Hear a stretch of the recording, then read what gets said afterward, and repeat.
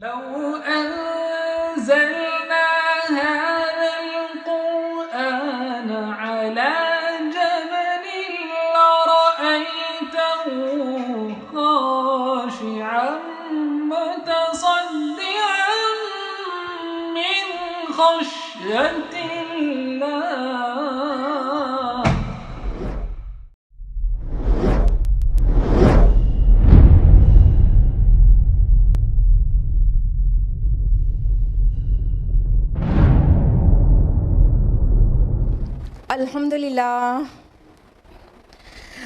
अल्हम्दुलिल्लाह रब्बिल आलमीन वस्सलातु वस्सलामु अला रसूलिहिल करीम व अला आलिहि व अस्हाबिहि अजमईन अम्मा बाद वअऊज़ु बिल्लाहि मिनश शैतानिर रजीम बिस्मिल्लाहिर रहमानिर रहीम व लक़द यस्सरनल क़ुरआन लिज़्ज़िक्रि फ़हल मिन मुद्दकिर बिस्मिल्लाहिर रहमानिर रहीम रब्बिश्रह ली सदरी व यस्सिर ली अमरी वहलुल उक़दतम मिन लिसानी यफ़क़हू क़ौली।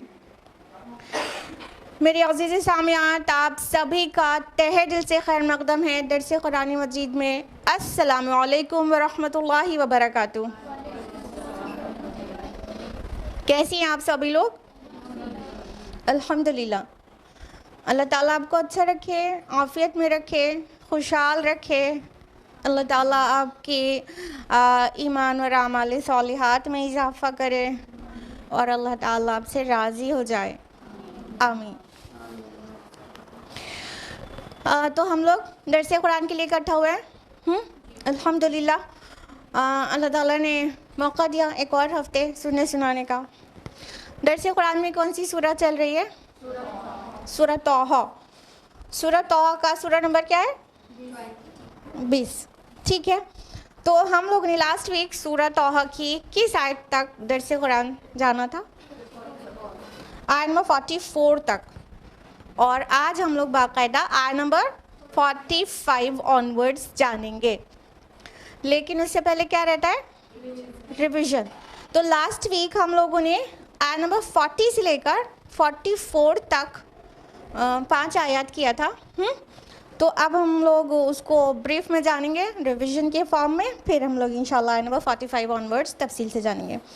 तो आयत नंबर 40 का ट्रांसलेशन है, औज़ु बिल्लाहि मिनश शैतानिर रजीम बिस्मिल्लाहिर रहमानिर रहीम। जब तुम्हारी बहन चलती जा रही थी तो उसने कहा, क्या मैं बताऊं तुम्हें एक ख़ानदान के बारे में जो इसकी किफ़ालत करे? तो यूं ही हमने लौटा दिया तुम्हें तुम्हारी वालिदा की तरफ ताकि उसकी आँख ठंडी रहे और वो गम ना खाए। और फिर तुमने एक शख्स को कत्ल कर दिया तो हमने तुमको उस गम से भी नजात दिलाई और फिर हमने तुम्हें मज़ीद आजमाइशों से गुजारा। फिर तुम कई साल अहले मदियन में रहे, फिर तुम यहाँ आ गए एक तयशुदा फ़ैसले के मुताबिक ए मूसा। याद आ गया होगा आप लोगों को तफसील से। लास्ट वीक हम लोगों ने इस आयत के अंदर में क्या क्या बातें डिस्कस की थी और मूसा अलैहिस्सलाम का पूरा सूरह ही मूसा अलैहिस्सलाम के ऊपर है। थोड़ी सी चंद आयत छोड़कर बाकी पूरी सूरह ही मूसा अलैहिस्सलाम के मुताल्लिक ही है। तो अल्लाह ताला मूसा अलैहिस्सलाम के ऊपर अपने जो इनामात और एहसानात है वो इस आयत में याद दिला रहे हैं कि हमने तुमको इनफैक्ट तुम्हारी वालिदा पर भी एहसान किया। जब तुम छोटे से थे तुम पर और तुम्हारी वालिदा पर एहसान किया और फिर कत्ल हो गया तुम्हारे हाथ से एक किब्ती का, तो उसके गम से नजात दी। कहने का मतलब अल्लाह ताला ने माफ़ कर दिया और हुकूमत की जो सज़ा थी उससे भी महफूज कर दिया। और कैसे ये हुआ? फिर मूसा अलैहिस्सलाम को मदियन की तरफ जाने की रहनुमाई हुई और मदियन की तरफ चले गए। और जब वहाँ से लौट रहे थे तो जो पूरा हम लोगों का कॉन्टेक्स्ट है वो उसी प्लेस पर डिस्कस हो रहा है। वहीं पर मदियन से जब लौट रहे थे मूसा अलैहिस्सलाम तो अल्लाह ताला ने फरमाया कि ये वेल प्लान था ए मूसा, आप एक हमारी कद्र, हमारी लिखी हुई तकदीर, हमारे प्लान और हमारे प्लॉट किए हुए चीज़ों के ऊपर आप यहाँ से लौट रहे हैं, यहाँ पहुँचे हैं ए मूसा। आयत नंबर 41 है, और मैंने तुम्हें बनाया है ख़ास अपने लिए। कितना प्यारा अंदाज़, कितना मोहब्बत से लबरेज़ अंदाज़ कि अल्लाह ताला ने मूसा अलैहिस्सलाम को जिस मिशन की तरफ भेजना था, फ़िरौन को दावत देने के लिए और बनी इसराइल को वहाँ से रिलीज़ कराने के लिए, तो उस मिशन का नाम लिए बगैर कहा कि तुमको ख़ास अपने लिए मैंने बनाया है।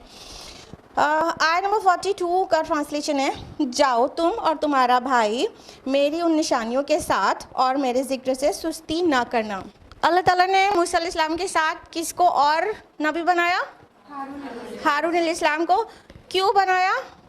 क्योंकि वो मतलब ज़्यादा हाँ, मूसा अलैहिस्सलाम ने कुछ कहा था, उनकी रिक्वेस्ट थी ना कि हारून को भी मेरे साथ, मेरे भाई हारून को भी मेरे साथ मेरा हेल्पर बनाए, मेरा वज़ीर बनाए।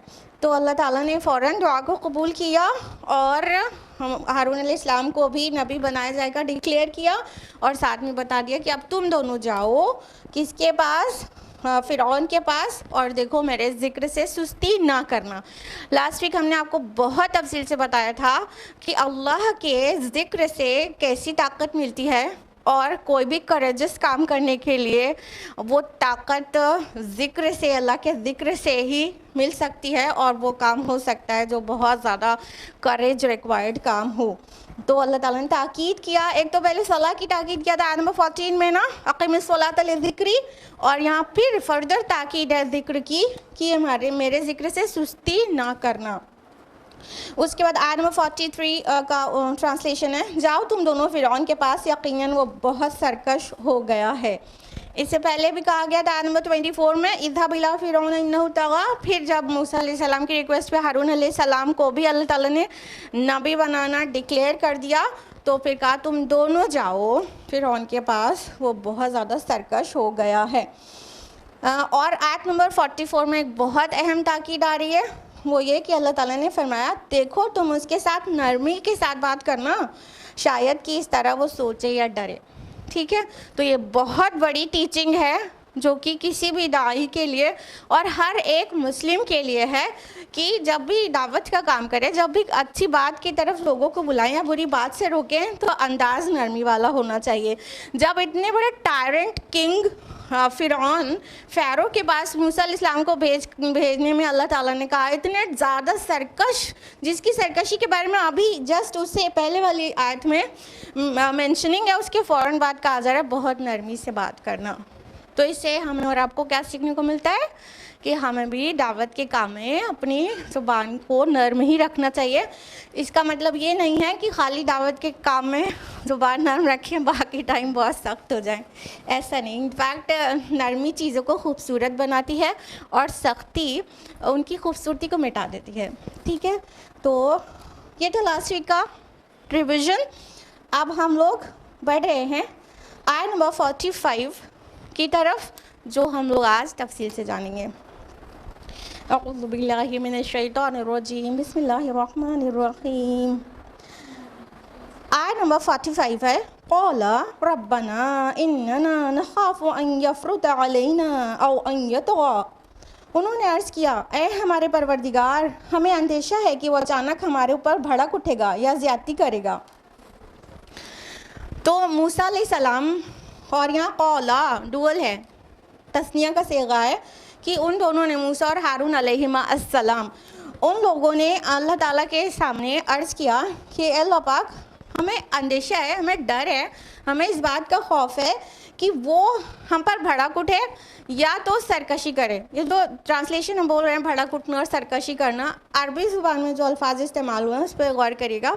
अन यफ़्रुत आया है, फ़रत से है, जिसका मतलब होता है किसी एक्शन में ताजील करना, जल्दी से कोई चीज़ कर देना उसकी सही टाइम आने से पहले।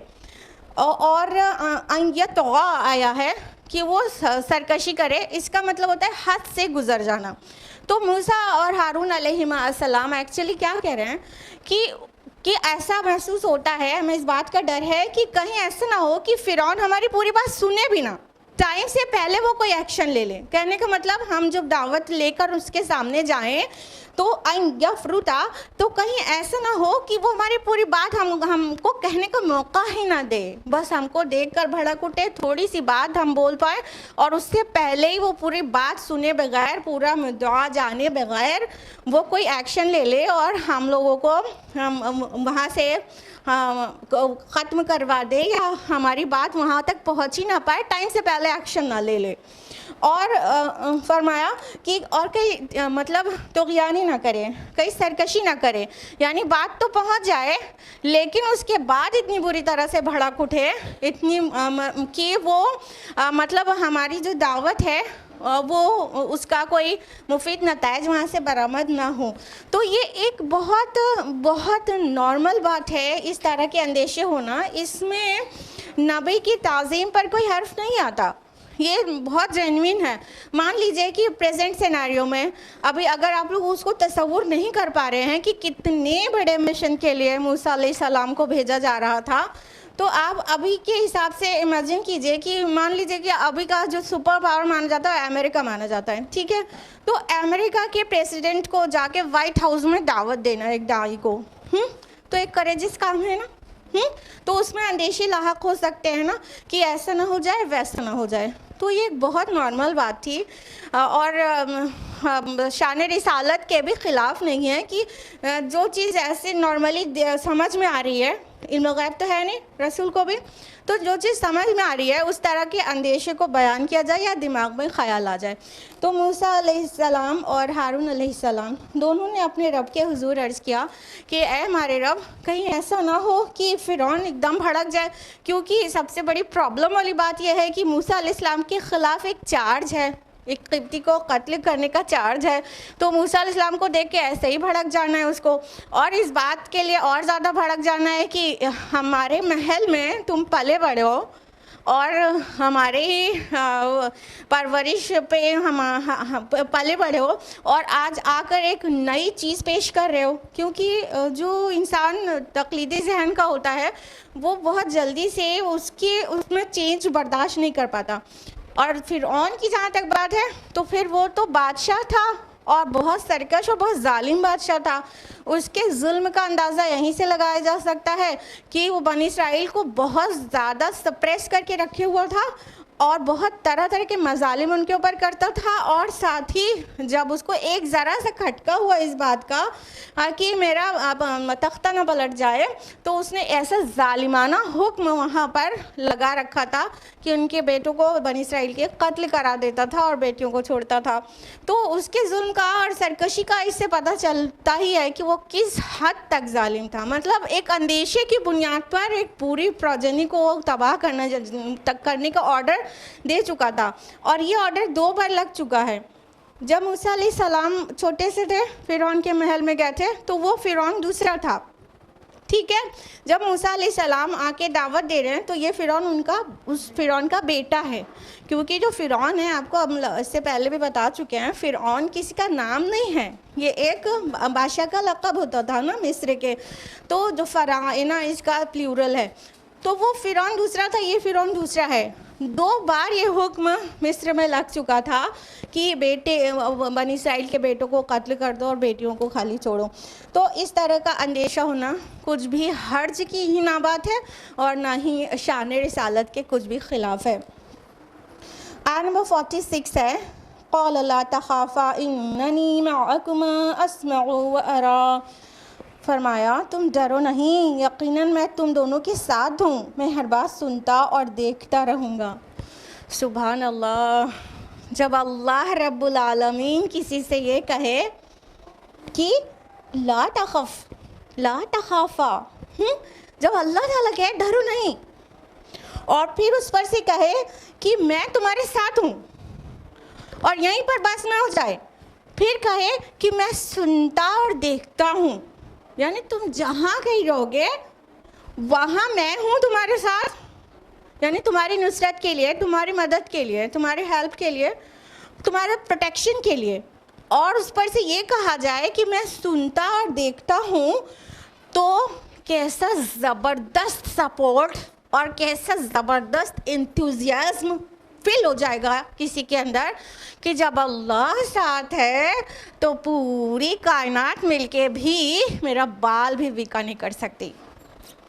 तो कैसा मतलब लगातार आप देख रही होंगी कि मूसा अलैहिस्सलाम के ऊपर अल्लाह ताला की कैसी बड़ी बड़ी नवाजिशें हैं, कैसी बड़ी बड़ी नेमतों इकराम हैं, और किस अंदाज में अल्लाह ताला ने मूसा अलैहिस्सलाम को सपोर्ट किया, उनकी दुआ को देना एंड ग्रांट किया, और हर तरह से बहुत ही मोहब्बत भरे अंदाज में उनको उनके हर बात का जवाब मिल रहा है, बहुत मोहब्बत भरे अंदाज में।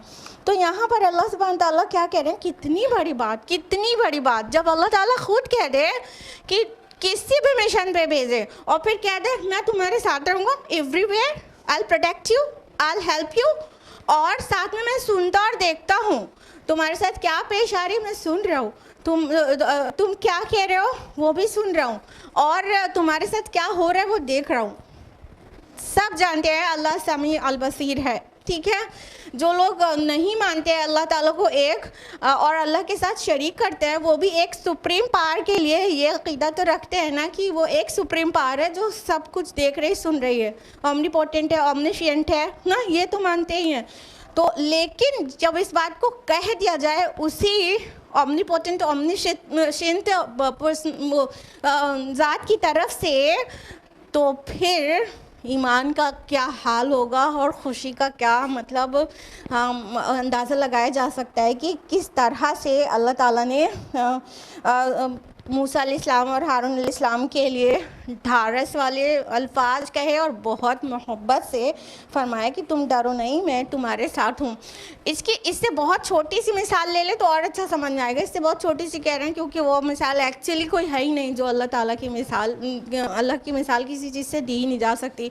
इट इज़ लाइक कि जैसे कोई एक सब इंस्पेक्टर हो और उससे वाइस राय कह दे कि तुम जाओ जिस मिशन पे भेज रहे हैं हम सब भी तुम्हारे साथ ही हैं, हाँ, और हम सब देख रहे हैं, तुम्हें डरने की ज़रूरत नहीं। तो अब वो सब इंस्पेक्टर तो घबराने की ज़रूरत ही नहीं, और बहुत खुशी खुशी उस डाकू से लड़ने, उसका सामना करने, उसको फेस करने के लिए चला जाएगा।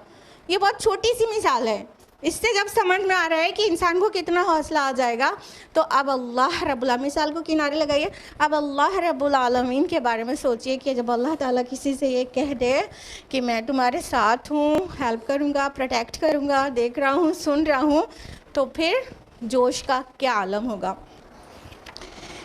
आयत 47 में फरमाया फ़ातियाहु फ़क़ूला इन्ना रसूला रब्बिका फ़अरसिल मअना बनी इसराईल वला तुअज़्ज़िबहुम। बस तुम दोनों जाओ उस फ़िरौन के पास और उससे कहो कि बिलाशुबा हम दोनों रसूल हैं तेरे रब की जानिब से, बस हमारे साथ भेज दे बनी इसराइल को और उन्हें अज़ाब में मुब्तला मत रख।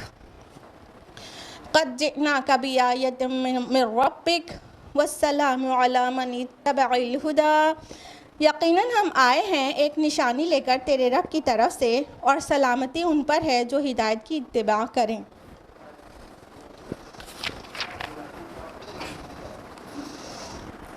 आयत नंबर 47 में अल्लाह ताला ने क्या फरमाया कि बस तुम दोनों जाओ फ़िरौन के पास और उससे कहो कि हम दोनों अल्लाह के रसूल हैं। अब यहाँ पे दोनों के लिए रसूल लफ्ज़ आया है। देखिए कुरान हकीम में कुछ इस्तिलाहात ऐसी हैं जो इंटरचेंजेबली यूज़ होती हैं, जैसे रसूल की जगह नबी, नबी की जगह रसूल, और मोमिन की जगह मुस्लिम, मुस्लिम की जगह मोमिन, ईमान और इस्लाम एक दूसरे की जगह इंटरचेंजेबली यूज़ होती हैं, लेकिन जब दोनों एक साथ आ जाएं तो उसमें डिफरेंस होता है, ठीक है। तो यहाँ पे तो कह दिया गया तुम दोनों रसूल हो, जबकि हम लोग अच्छी तरह से जानते हैं कि जो ऊंची पोस्ट थी वो मूसा अलैहिस्सलाम को मिली थी, हाँ। हालांकि हारून अलैहिस्सलाम मूसा अलैहिस्सलाम से बड़े कि छोटे हैं? बड़े हैं, लेकिन रिसालत के मनसब पर मूसा अलैहिस्सलाम को फ़ाइज़ किया गया और उनसे बड़े, उम्र में बड़े हारून अलैहिस्सलाम को नबी बनाया गया। लेकिन यहाँ दोनों के लिए रसूल इस्तेमाल हुआ है। हमने आपको बताया कि ये इंटरचेंजेबली भी यूज़ होते हैं, वो हम माना भी माने जाते हैं। और यहाँ पर जो दोनों के लिए एक वर्ड आया है तो तगलीब के कायदे पर आया है, यानी जो गालिब है हाँ, वो उस वाले को उसके अंडर में लेके, अरबी ज़ुबान में उसके अंडर में दूसरा भी आ जाता है अपने आप, तो इस तरह गालिब वाला वर्ड यूज़ हुआ है रसूल। तो अल्लाह ताला ने फरमाया है कि तुम दोनों जाओ फ़िरौन के पास और कहो हम अल्लाह के रसूल हैं और हमारे साथ बनी इसराइल को भेज दे और उन्हें अज़ाब में मुब्तला मत रख। बनी इसराइल को कहाँ जाना था? बनी इसराइल को प्लान था मूसा अलैहिस्सलाम को मिशन देकर भेजा गया था, इनको यहाँ से रिलीज़ करके कनान लेकर जाना है, इनकी मदरलैंड लेकर जाना है। तो दो मिशन पर थे, मूसा अलैहिस्सलाम और हारून अलैहिस्सलाम, दो मिशन पर थे। एक तो दावत देना, तौहीद की दावत देना, ठीक है। वो जो अम्बिया का जो फर्स्ट और फॉरमोस्ट मिशन होता है, और सभी अम्बिया और रसूल में ये पॉइंट, ये मिशन बिल्कुल ही कॉमन है, ठीक है। अल्लाह की तरफ, अल्लाह की वहदानियत की दावत देना और साथ में आखिरत की दावत देना। और जब रसूल पैगाम लेके जा रहा है तो नेचुरल है कि रिसालत की दावत अपने आप हो गई कि भाई हमारे पास वही आती है, जब तक रिसालत नहीं मानेंगे तो बाकी की जो ईमान की दावत है वो मानना बेसलेस ही हो जाता है। तो ईमानियाती सलासा की तरह के साथ रसूलों को भेजा जाता है। उसमें फ़र्स्ट और फॉरमोस्ट थिंग जो होती है वो क्या, तौहीद की दावत। तो एक तो ये जनरल मिशन हो गया जो सभी नबी और सभी रसूल को दिया गया। अलग अलग नबियों, अलग अलग रसूलों को कुछ स्पेसिफिक मिशन भी दिया गया है। तो मूसा अलैहिस्सलाम का जो स्पेसिफिक मिशन था वो क्या था, आप लोग बताइए। तौहीद की दावत देना, और जो स्पेसिफिक मिशन था वो क्या, अभी तो मेंशन किया, एग्जैक्टली। अब आप लोग प्रेजेंट माइंडेड हैं। बनी इसराइल को वहाँ से रिलीज़ कराना, क्योंकि वो उन्हें बहुत अज़ाब दे रहा था। और ये अज़ाब दोनों तरह की बात हो सकती है। एक अज़ाब यानी मतलब पनिश कर रहा था बुरी तरह से। एक तो ये हो गया कि उनसे ऐसे रफ़ काम लेता था, रफ़ कहना तो बहुत छोटा वर्ड है, ठीक है, ऐसे ज़ालिमाना तरीक़े से बनी इसराइल से काम लेता था। मुफ्त के ग़ुलाम थे, कैसे काम लेता था, जो जैसे जो हिराम मिस्र हैं, जो इजिप्शियन पिरामिड्स हैं, ये कितने मतलब आलीशान और कितने ऊंचे ऊंचे पत्थर इसमें लगे हुए हैं। तो ये अब उस टाइम पर क्रेन्स तो थी नहीं, जो आज के टाइम पर ऊंचे भारी पत्थर और भारी चीज़ें, बहुत बड़े बड़े क्रेन्स होते हैं और बिल्डिंग्स तामीर हो जाती हैं, क्रेन पर चढ़ के सामान चला जाता है। तो पहले क्रेन्स तो होते नहीं थे, तो इतने भारी भारी पत्थर ये मतलब बनी इसराइलियों के ऊपर लाद के चढ़वाए जाते थे। और अगर कोई एक पत्थर भी गिर जाता तो कई इसराइली एक साथ मर जाते थे।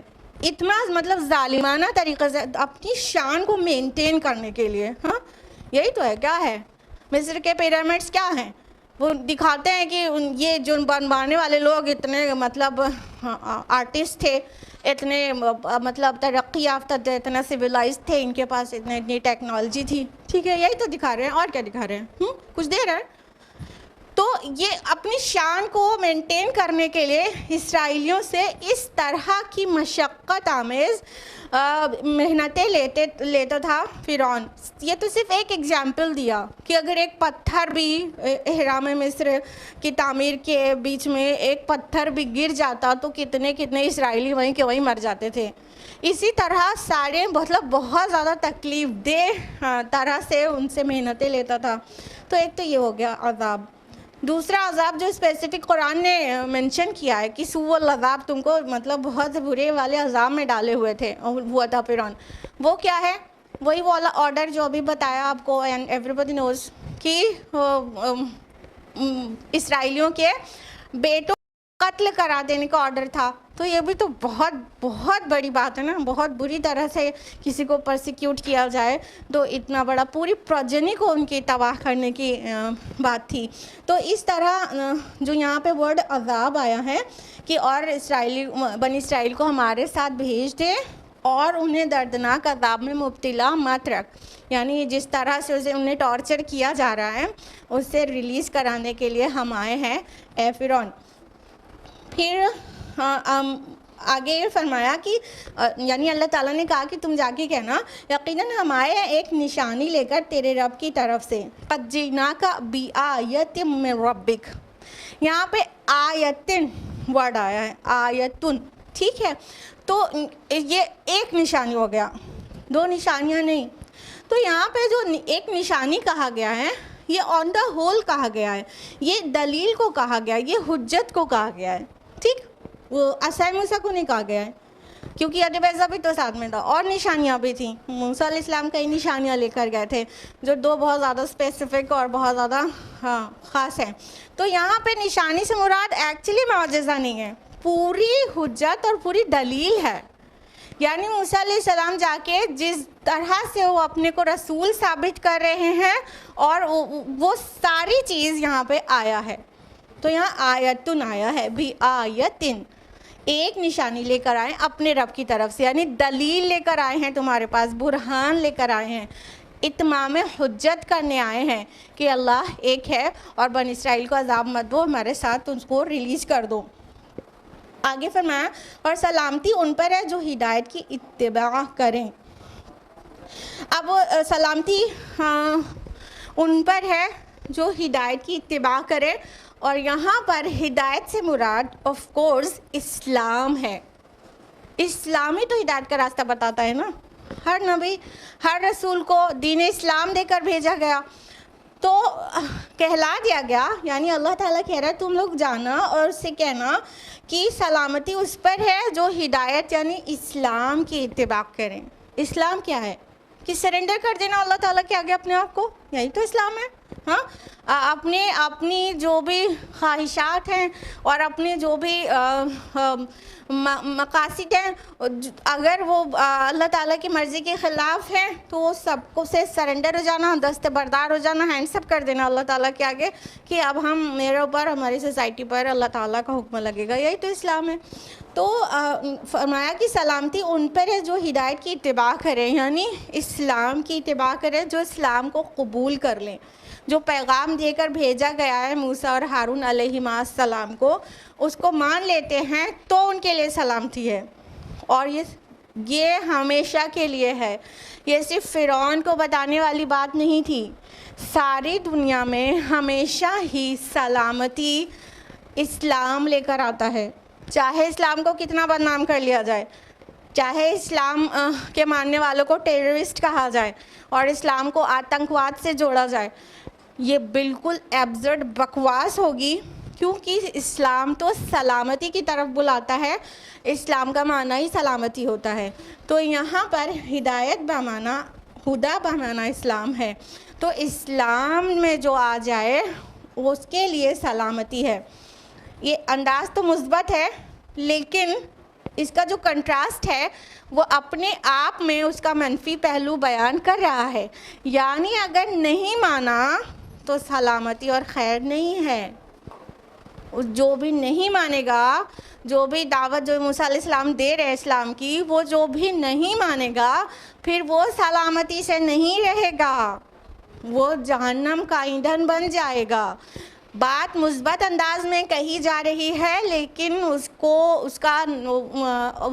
कंट्रास्ट तसव्वुर करो तो अपने आप तंबी भी उसके अंदर आ जा रही है। आयत नंबर 48 है, इन्ना क़द उहिया इलैना अन्नल अज़ाब अला मन कज़्ज़ब व तवल्ला। हमारी तरफ ये वही की जा चुकी है कि उस पर अज़ाब आएगा जिसने झुटलाया और मुंह फेर लिया। सुभान अल्लाह, कितना हकीमाना अंदाज है बात को कहने का। देखिए, डेयरिंग बात तो ये होती कि ये कह दिया जाता कि हमारी तरफ वही की जा चुकी है कि अगर तूने नहीं माना तो तुझ पर अज़ाब आ जाएगा। हाँ, एक डेयरिंग बात होती। लेकिन अगर इस तरह कहा जाता तो क्या होता कि मूसा अलैहिस्सलाम जिस मकसद को लेकर गए थे, उस मकसद में कामयाबी होने के बजाय फ़िरऔन का जो मकसद था उसके मकसद में काफ़ी हेल्पिंग हो जाती ये बात। यानी सब भड़क उठते, फ़िरऔन खुद भड़क उठता, यानी सल्तनत पूरे भड़क उठते, दरबार में जाके पेश करना है ना हम लोगों को, तो सबके सब भड़क उठते, तो वहीं से दावत कमज़ोर पड़ जाती। तो अब जब ये कहा जा रहा है, मनफी बात कही जा रही है, तो थर्ड पर्सन के लिए कही जा रही है। ये नहीं कहा जा रहा है तुझ पर अज़ाब आ जाएगा, सेकंड पर्सन को एड्रेस नहीं करके कहा जा रहा है, बल्कि थर्ड पर्सन से कही जा रही है, जिसने नहीं माना उस पर अज़ाब होगा। ठीक है, जिसने झुटलाया और मुंह मोड़ा उस पर अज़ाब होगा। अब दावत की हिकमतें सीखते चलेगा। ठीक है, जहाँ लोग जानना चाहते रहते हैं ना दावत की क्या हिकमत है, कुरान में कहाँ पे मिलेगी, तो जब हम दावत की हिकमत जानना चाहते हैं तो कुरान को इसी नज़र से एक बार पूरा पढ़ डालें, और नबियों ने जिस जिस तरह से पेश किया है जहाँ जहाँ भी, चाहे मूसा अलैहिस्सलाम फ़िरौन के सामने पेश कर रहे हों, चाहे यूसुफ़ अलैहिस्सलाम अपने जेल के साथियों के सामने पेश कर रहे हों, वो सारे मकामात भी आपके पास आपके रीडिंग में आएंगे। तो वहीं वहीं उसके अंदर अंदर दावत की हिकमतें पिन्हा होंगी, वो आपको पहचाननी होगी। तो यहाँ पे आई तो हम आपको बता रहे हैं कि देखिए, जब कहा गया अज़ाब आएगा तो थर्ड पर्सन के लिए कहा गया, जो नहीं माना उस पर अज़ाब आएगा। अगर किसी की इस्लाह करना चाहो तो दावत के अलावा इस्लाही काम में भी अगर आप डायरेक्टली कह दें कि इसी तरह ग़ीबत करती रही ना तो एक दिन जहन्नम में जलोगी, तो छोड़ देगी ग़ीबत करना। हाँ, लेकिन अगर आप ये कहें कि ग़ीबत करने वालों के लिए खाली ग़ीबत ही उनकी जहन्नम में ले जाने के लिए काफ़ी हो जाएगी, अभी उनकी कह रहे हैं थर्ड पर्सन, तो सामने वाले का ईगो नहीं हर्ट हो रहा है, उसके जज्बात को और उसके ईगो को खुसूसन ठेस नहीं पहुंच रही है, तो बात सुनता रहेगा। लेकिन अब कह देंगे तुमने नहीं माना तो तुमको ये हो जाएगा, तुम्हारे साथ वो हो जाएगा, तो सामने वाला भड़क जाएगा। हाँ, कोई भी वो भड़क जाएगा। फिर जालिम बादशाह फ़िरौन की बात ही तो कितना ही ज़्यादा भड़क जाता, और उसे तो मौका ही चाहिए था इनफैक्ट। तो कहा गया जिसने नहीं माना, झुटलाया और मुंह फेर लिया, उस पर अज़ाब आ जाएगा। क़ौला फमन रब्बुकुमा या मूसा, फ़िरौन ने कहा कि ए मूसा, तुम दोनों का रब कौन है। अब जब मूसा अलैहिस्सलाम, अब देखिए यहाँ बीच में सारी तफसीलात छोड़ दी गई हैं, ठीक है। कहाँ पे थे हम लोग? मैदान तुआ में अल्लाह ताला मूसा अलैहिस्सलाम को रसूल डिक्लेयर कर रहे हैं और अपने सारे इंस्ट्रक्शंस दे रहे हैं, ये करना है। हारून अलैहिस्सलाम की रिक्वेस्ट की कि उनको मेरा हेल्पर बनाया जाए, अल्लाह ताला ने मान लिया। फिर बता रहे हैं कि अब तुम दोनों को जाना है। ये यहाँ तक इससे ऊपर वाली आयत में वो अल्लाह ताला के इंस्ट्रक्शंस जो हैं मूसा अलैहिस्सलाम के लिए, वो सब चल रहे थे। अब इस आयत में क्या वो बीच की सारी तफसीलात छोड़ दी गई कि फिर मूसा अलैहिस्सलाम और हारून अलैहिस्सलाम फाइनली गए फ़िरौन के दरबार में, और जो कुछ कहने के लिए कहा गया था इसके ऊपर की वाली आयत में वो कह दिया। ये सब बीच की तफसीलात जो हैं वो छोड़ दी गई हैं, और ये जो डिटेल्स हैं वो आपको दूसरी सूरतों में मिल जाएंगे। इससे पहले सूरा आराफ के रुकू नंबर 13 में मेंशन्ड है, सूरा शुआरा के रुकू नंबर, इसके बाद सूरा शुआरा के रुकू नंबर 2 और 3 में मेंशन्ड है, और सूरा कसस के रुकू नंबर 4 में, और सूरा अन्नाज़ियात के रुकू नंबर 1 में मेंशन्ड है, ठीक है। ये कुरान का अंदाज़ है कि वो स्टोरी टेलिंग सीक्वेंशली नहीं करता। जैसे आप बाइबल उठाकर पढ़ें तो वहाँ पे जो उसका अंदाज़ होगा कि जेनेसिस में जिस तरह से शुरू होता है कि God created the day and then second day क्या नाइट क्रिएट की, फिर थर्ड डे, ये सीक्वेंस में। जब आप कोई हैंड रिटन स्टोरी बुक पढ़ते हैं तो वो बिगिन होती है once upon a time there was a king, his name was Solomon and all, ऐसे, ठीक है। तो ये जो स्टोरी राइटिंग होती है वो सीक्वेंशियल ऑर्डर में चलती है, ये ह्यूमन हैंडीवर्क होता है, ठीक है। लेकिन किताबुल्लाह जो है वो आखिरी वही अल्लाह ताला की कुरान मजीद, इसका अंदाज़ खिताबत का सा है, ये अल्लाह के खुतबे का क्या मजमुआ है जो कुरान है, और इसका अंदाज़ है ऐसे स्टोरी टेलिंग नहीं है जो सीक्वेंशियल स्टोरी हो। कहीं पर कुछ बात कही गई है, बीच की बात हज़फ करके उसके आगे की बात कह दी गई है। ये भी हुआ है कि शुरू की सूरतों में बात की बात आई है और बात की सूरतों में शुरू की बात आई है, तो वो टुकड़ों टुकड़ों में है, जहाँ जैसी ज़रूरत है, जहाँ जिस चीज़ की हिकमत के लिहाज से सबसे ज़्यादा मीनिंगफुल है वो चीज़ वहाँ पर है।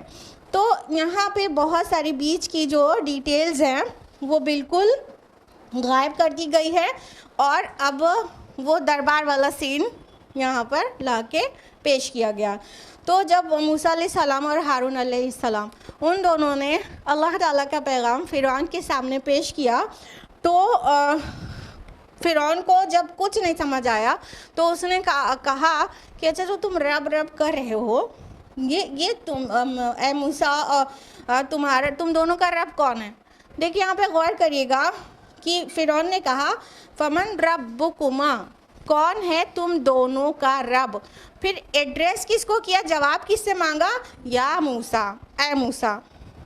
उसने ये नहीं कहा कि तुम दोनों का रब कौन है, ए मूसा और ए हारून, ये नहीं कहा, या मूसा व या हारून नहीं कहा, तुम दोनों का रब कौन है, ए मूसा।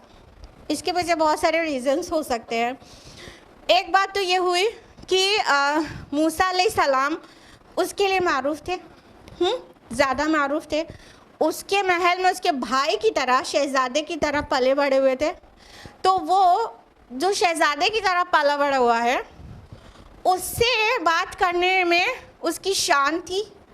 और हारून अलैहिस्सलाम तो महल में परवरिश पाए नहीं थे, तो हारून अलैहिस्सलाम को एड्रेस करना वो अपनी शान के ख़िलाफ़ समझ रहा होगा, इट मे बी पॉसिबल, ठीक है।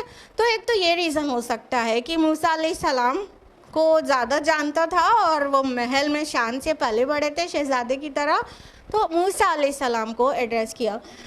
दूसरी बात ये कि मेन जो खिताब था वो मूसा अलैहिस्सलाम का ही था, रसूल वो हैं, हारून अलैहिस्सलाम नबी हैं, तो इसलिए खाली यहाँ पे या मूसा कहा व या हारून नहीं कहा। तीसरा रीज़न ये भी हो सकता है कि उसको अच्छी तरह से पता होगा कि मूसा अलैहिस्सलाम खिताबत में उतने एक्सपर्ट नहीं हैं जितने हारून अलैहिस्सलाम हैं, तो वो हरगिज़ उनको छेड़ना नहीं चाह रहा होगा कि हारून बोलने में बहुत स्मार्ट है, तो इनसे कुछ नहीं पूछते हैं। जिसको जान रहा था वो कि मतलब स्पीच में उतना फ्लुएंट नहीं है और उतना एक्सपर्ट नहीं है अपने भाई की तरह, तो उनका नाम लिया। तो ये इनमें से कोई रीज़न भी हो सकता है और सारा भी हो सकता है। बहरहाल तो फिर उन्होंने क्या कहा था कि तुम दोनों का रब कौन है। क्या फिरौन ने रब नाम नहीं कभी सुना था वर्ड, या एक सुप्रीम पावर को नहीं मानता था, क्या ऐसा था?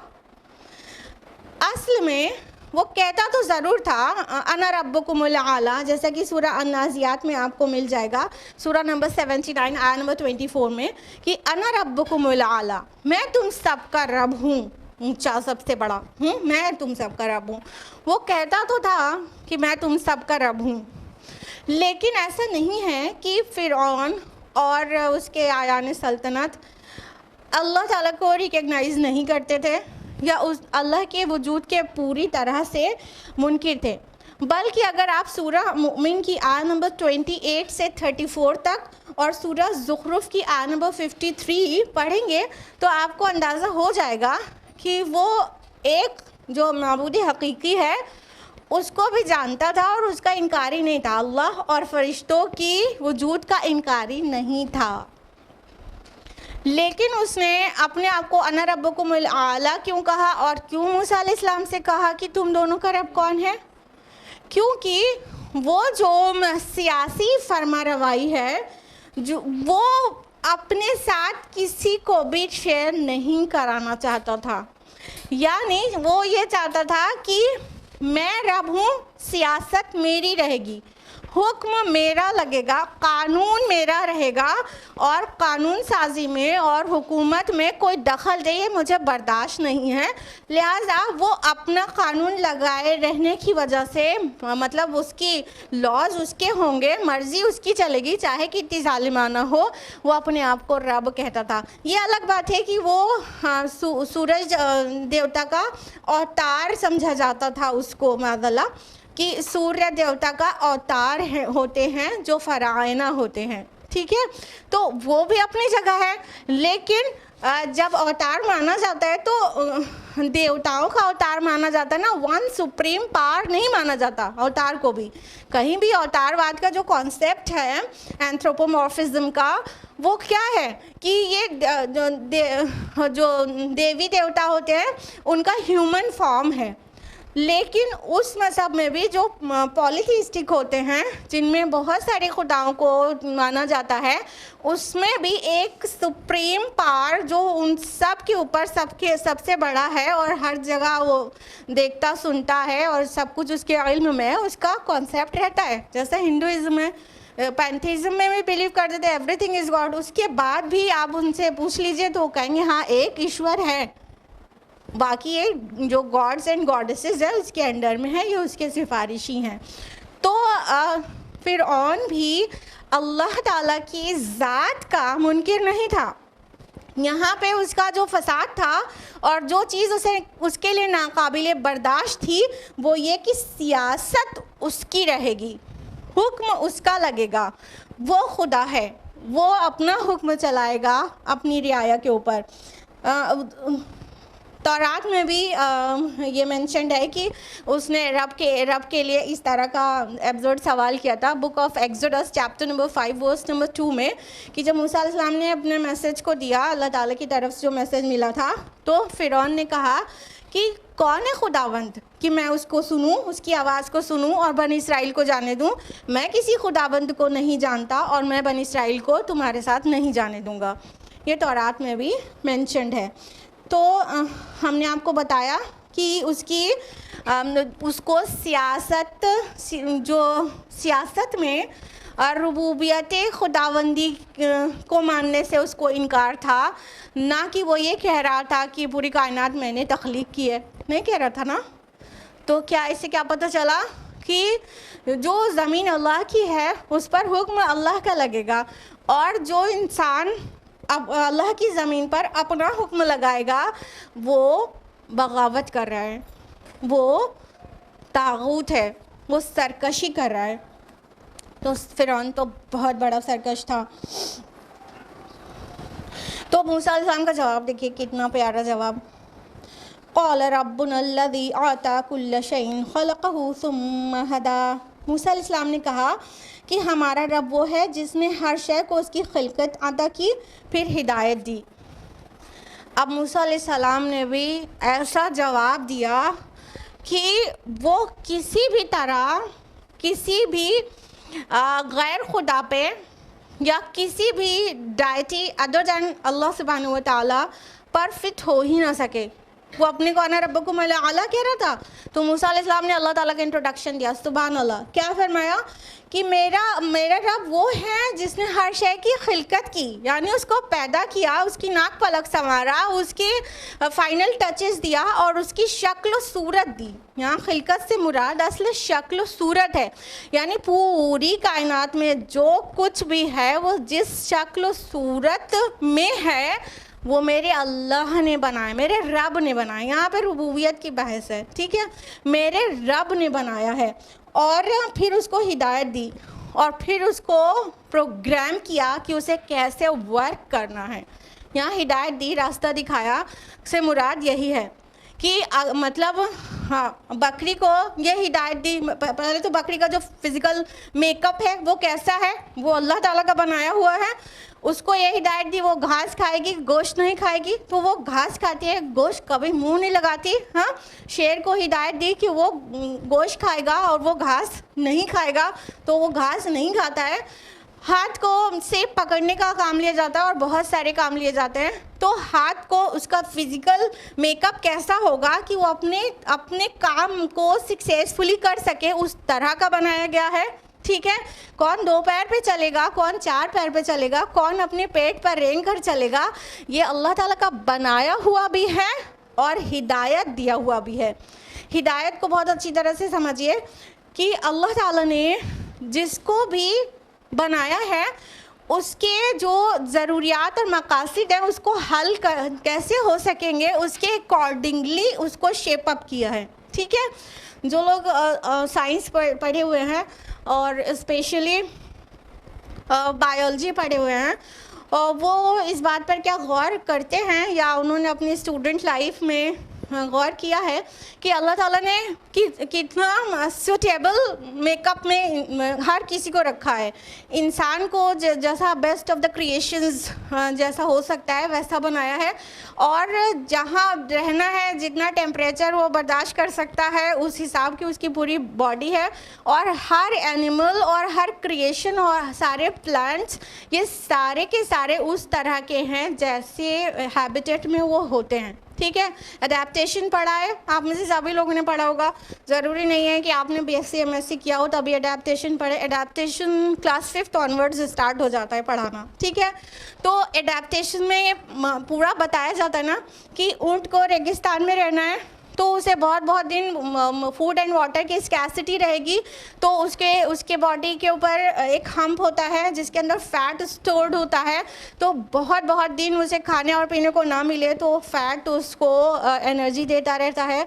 और उसके पैर जो होते हैं वो चपटे होते हैं और उसमें स्पंजी होते हैं, पफ लगा होता है, तो वो जब चलता है तो रेत में वो चल सकता है। ये आपके दूसरे जानवर रेत में चल सकते हैं क्या? हाँ, तो ऊँट को रेगिस्तान में रहना है तो उसकी बॉडी उस तरह से एडॉप्टेड है ना। इसी तरह बर्ड्स को उड़ना है तो उनके जो फोर लिम्स हैं वो पंख में, विंग्स में कन्वर्ट हो जाते हैं और उनकी बॉडी हल्की होती है, बोन्स बहुत लाइट होती हैं और ताकि वो उड़ने में आसान रहे। फिश को पानी में तैरना है तो उसकी बॉडी जिस शेप की होती है वो तैरने के लिए सबसे सूटेबल शेप है और उसके फिन्स उसको तैरने में हेल्प करते हैं। तो सारे एनिमल्स की और प्लांट्स की भी सारे के सारे जिस हैबिटेट में रहते हैं उसके हिसाब से बनाई है। इसको कहा गया हिदायत। मतलब अल्लाह ताला ने सूटेबिलिटी दी ना उसको उसकी कोडिंग की। अगर बायोलॉजिकल टर्मिनोलॉजी में बोलेंगे तो इसको बोलेंगे जेनेटिक कोडिंग। और अगर कंप्यूटर टर्मिनोलॉजी में बोलेंगे तो बोलेंगे प्रोग्रामिंग। तो ये जेनेटिक कोडिंग क्या है कि कई चीज़ें ऐसी हैं जो इंसान की मतलब खाली हैरान हुए बगैर नहीं रहेगा। जो लोग बहुत तफसील से नहीं जानते हैं उनको पता होना चाहिए कि कई एनिमल्स बहुत लॉन्ग डिस्टेंस माइग्रेट करते हैं। जैसे माइग्रेटरी बर्ड्स होती हैं, तो माइग्रेटरी बर्ड्स कितनी लॉन्ग डिस्टेंस माइग्रेट कर सकती हैं you want imagine. Arctic tern जो बर्ड है वो माइग्रेट करती है नॉर्थ पोल से साउथ पोल की तरफ और साउथ पोल से वापस नॉर्थ पोल जाती है। अप्रॉक्सीमेटली 40,000 किलोमीटर की डिस्टेंस को वो कवर करती है अपनी इस जर्नी में। तो ये जो हमको मेरा सवाल है कि किसने राह सुझाई, किसने रास्ता बताया? अभी आपको छोड़ दिया जाए नॉर्थ पोल पे साउथ पोल पे अपने आप पहुंच जाएंगी अब, लेकिन बर्ड पहुंच जाती है। आर्कटिक टर्न अगर अब उसका पहला, उसकी लाइफ स्पैन का पहला माइग्रेशन भी है, स्टिल वो मतलब स्मार्ट इनफ है अपने रास्ते को पहचानने के लिए और नॉर्थ पोल से साउथ पोल पहुंच जाती है। सुभान अल्लाह, 40,000 किलोमीटर की दूरी को वो कवर करती है। तो वो जो रास्ता है वो जेनेटिक कोडिंग के जरिए जीन में है उसके, वो पहुंच जाती है और वापस आ जाती है। इसी तरह बहुत सारी माइग्रेटरी फ़िश होती हैं डिफरेंट टाइप्स की। तो वो फ़िश बहुत सारी फ़िश सी वाटर से मैरिन वाटर में, मैरिन वाटर से सी वाटर में माइग्रेशन करती हैं। कुछ फ़िश मैरिन वाटर से ही मैरिन वाटर में माइग्रेट करती हैं, डिफरेंट टाइप्स की होती हैं। और जो सबसे ज़्यादा जो फ्रेश वाटर फ़िश जो सबसे लॉन्ग डिस्टेंस माइग्रेशन करती है वो है डोराडो कैट फ़िश। 11,600 किलोमीटर वो स्विम करती है अपने माइग्रेशन में। तो और उसके अलावा नॉर्थ पैसिफिक ग्रे व्हेल जो है वो सबसे ज़्यादा लॉन्ग डिस्टेंस माइग्रेशन करती है। वो मैरिन वाटर से मैरिन वाटर में माइग्रेशन करती है। इसकी पूरी ट्रिप में 12,400 किलोमीटर्स की दूरी तय होती है। हम क्यों बता रहे हैं? ये हिदायत किसने दी? ये कोडिंग किसने की? रूट की कोडिंग। जब फर्स्ट माइग्रेशन है तो रूट की कोडिंग किसने की? अल्लाह ताला ने। क्या कहा कि अल्लज़ी आता कुल्ला शैइन खलक़ा सुम्मा हदा, जिसने बनाया हर चीज़ को फिर उसको हिदायत दी, उसे रास्ता दिखाया कि हाउ टू लिव, कैसे जीना है और अपने फूड के लिए और अपने लाइफ सर्वाइवल के लिए, हर चीज़ पाने के लिए और अपने को प्रोटेक्टेड रखने के लिए क्या क्या करना है। कैमोफ्लेज आप लोग जानते होंगे, किस एनिमल्स में होता है? कैमेलियन में होता है ना। गिरगिट जानते हैं? गिरगिट तो उसका एक रेस्क्यू बिहेवियर उसका ये रहता है कि वो जहाँ पे रहता है उसकी सराउंडिंग में उसका कलर चेंज होके उससे सराउंडिंग के एकदम मिक्स हो जाता है। ये क्या है? रेस्क्यू बिहेवियर है उनका। तो रेस्क्यू बिहेवियर अल्लाह ताला ने एनिमल्स में क्यों बनाया? ताकि उनकी प्रोटेक्शन हो सके प्रेडेटर्स से, ताकि उसका जो दुश्मन है उसे हमला ना कर सके।